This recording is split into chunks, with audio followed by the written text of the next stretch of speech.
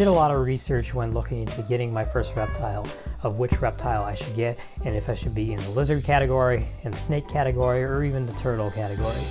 So today I'm going to share my point of view in the reptile community of what the best reptile for your starter to get is and why I think that. So I'm not going to waste my time going through why you should follow my social media and all that stuff, because I really don't feel like that, and that's annoying. So we're just going to get straight into the video. So if you read the title of the video before clicking on this, you will know that it says, Leopard Geckos, are they the best pet? Everything you need to know about them. So that's basically what this video is going to be about, and everything you need to know before purchasing a leopard gecko and getting your first reptile to bring home to you and your family. In this video, we're going to be covering 5 major things, and that's general information about leopard geckos, lighting, enclosure, diet, and common problems and mistakes that do happen with leopard geckos. Most leopard geckos are albino, which means that the radiation is hard on their skin.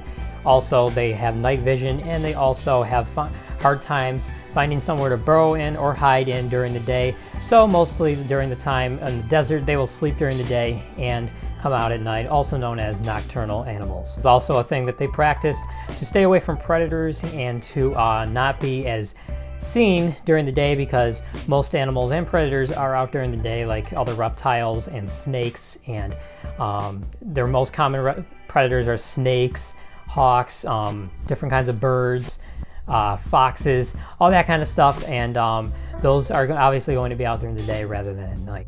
Something that's pretty important obviously for your reptile and leopard gecko is the enclosure. So generally speaking, for leopard geckos, for a baby, which is about from infancy, from when they're born to about a year old, they're going to want a 10-gallon tank. When they're babies, you don't want them to be overwhelmed by the space, and you want them to be kind of like more of a cozy environment for them to get used to, and get used to you as their owner, and get used to living here in the world. And something main about leopard geckos and any other reptile is that you want to make it as realistic as you can. Now I have the fake background, which I'm not sure if I'm keeping permanently, but I like it for now. It's cool. I guess he enjoys the view. But for an adult leopard gecko, you're going to want a 20 to 40 gallon tank. This is a 20 gallon. Eventually I'm going to upgrade him to a 40 gallon once I've had him for a few years. And so that allows them to be able to explore more and prevent glass surfing. Glass surfing is basically when your leopard gecko is against the glass, clawing on the glass, which basically means that they're bored in there looking for a mate. It happens a lot of times during mating season that they want to come out and they get bored, lonely, or even claustrophobic in there, which means that you either A, don't have enough stuff in there and they're bored, or B, the enclosure is too small, or they're just being a jerk to you. And of course, from time to time, you want to swap some stuff out in there and get some new stuff for them to look at, so it's not just the same boring thing their whole life, because you want to simulate the experience that they're in the wild for them, and that they are out exploring and living the life that they would in the wild, but at the same time as your pet and companion. Another thing you have to make sure with leopard geckos is that they have plenty of hides. Leo here, he has a cave, a jar. He also has a hammock on top that he can kind of sit around and look around. And he also has some rocks, a water dish, and even a tree that he can go in, a big like oak tree complex that he likes to kind of just shove himself in there. And his jar is his personal favorite because of the glass. I think the glass gets warm and he likes that.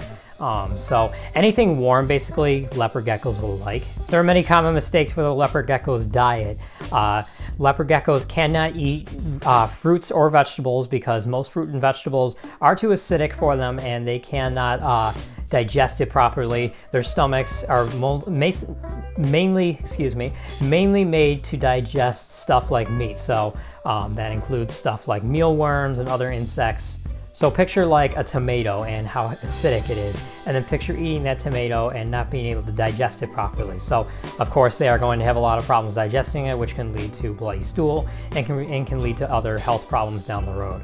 Common treats people will give them are stuff like superworms, waxworms, and hornworms. The things about those 3 worms are they are really fat and addicting to geckos, so they will not want to eat their other staple foods that you give them as a permanent food solution.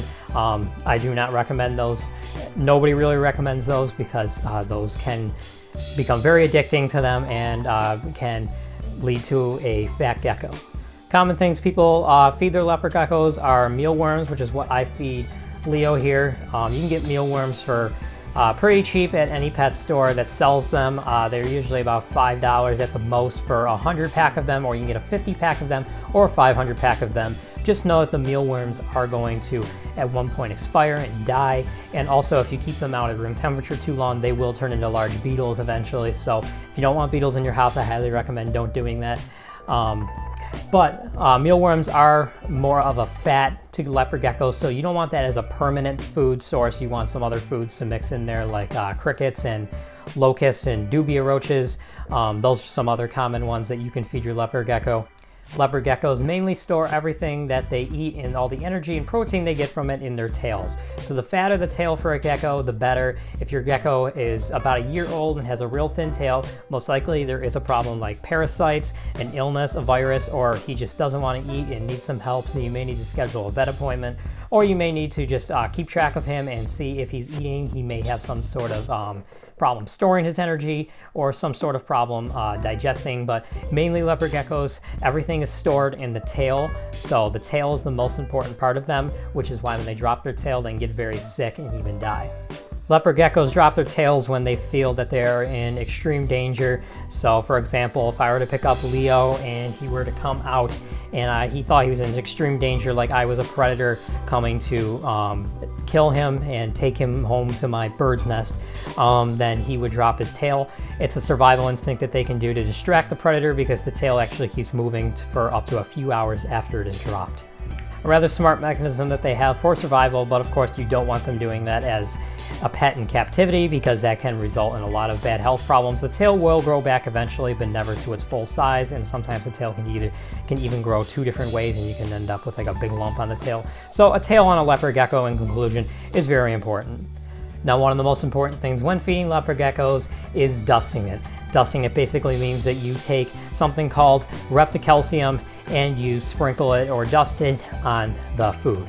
Repticalcium is not hard to get. It comes in a bottle just like this, or a container, and you basically just sprinkle it on the food every time. I usually put it in a food dish, mix it around, throw the worms in there, let the worms roll in it, and then the worms are coated in it. Another thing you can do is spray the food to better coat the worms in it, but sometimes the calcium then turns into more like a liquid, which they're not going to want.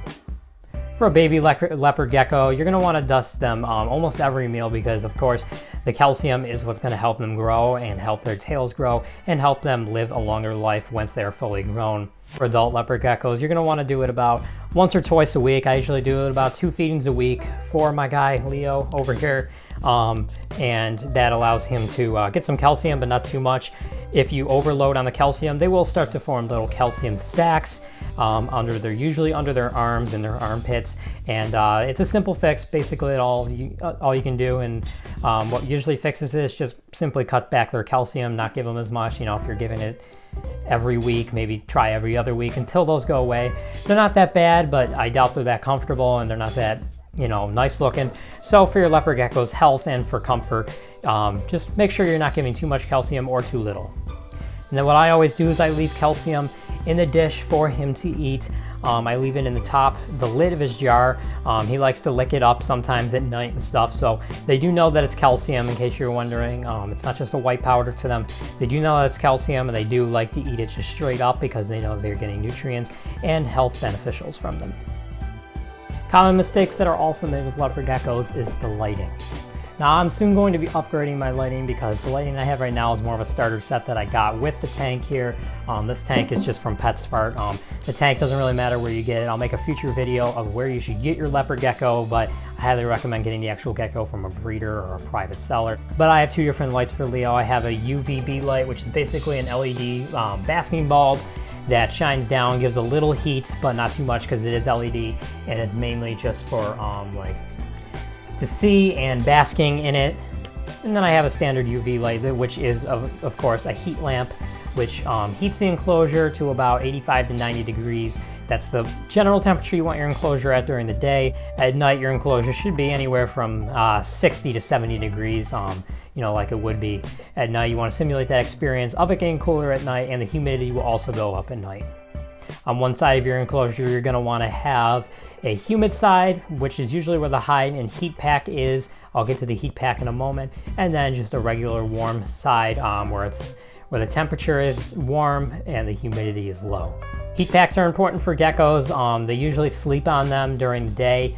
I keep his underneath his favorite hide, which that he likes to sleep in, which is his cave. His favorite hide to kind of just sit in and keep a watch out for things is his jar, but I like to put his heat mat under his cave because that's where he seems to sleep a lot during the day and curl up in.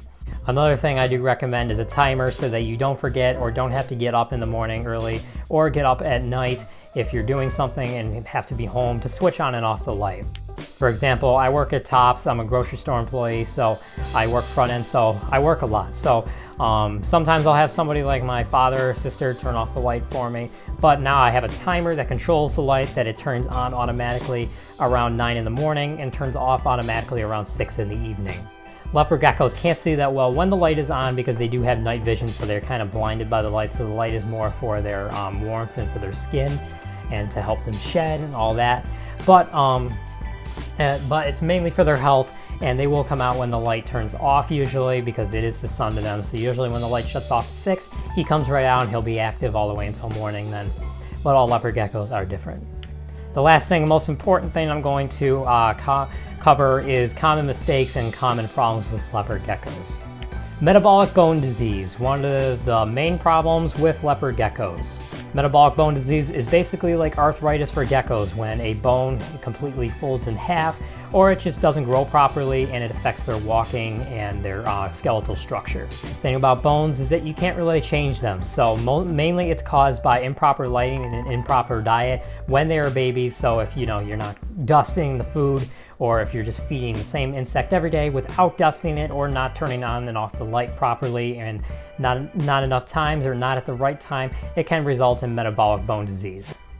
As cute as metabolic bone disease looks, I doubt it's very comfortable. It's basically like arthritis for geckos. It looks cute because they kind of just slither around, but I doubt it's comfortable. And like I said, bones, you can't really change it once the damage is already done. So that's the main problem with metabolic bone disease and something that you definitely have to watch out for in leopard geckos. Parasites is another problem with leopard geckos. I actually purchased a leopard gecko.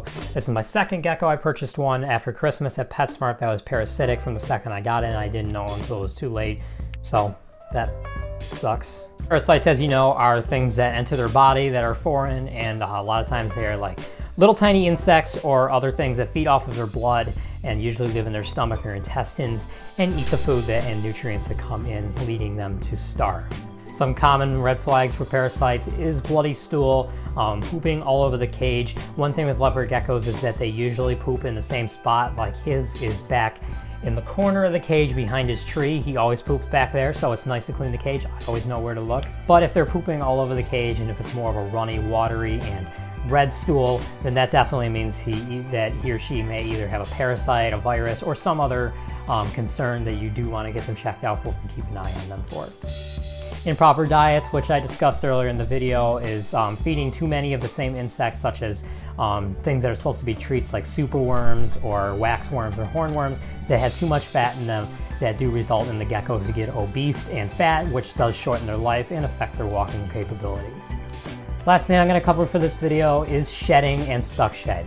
Now, shedding isn't really a problem. It's normal. Your leopard gecko is going to do it. So basically, they're going to shed off their skin, a excess layer of skin, and it's going to be pretty much their whole body. Usually starts with their tail and goes up towards their head. A lot of people find it disgusting, but they pull the shed off and then they eat it. What they're doing is that they are recycling the nutrients that they would otherwise be losing.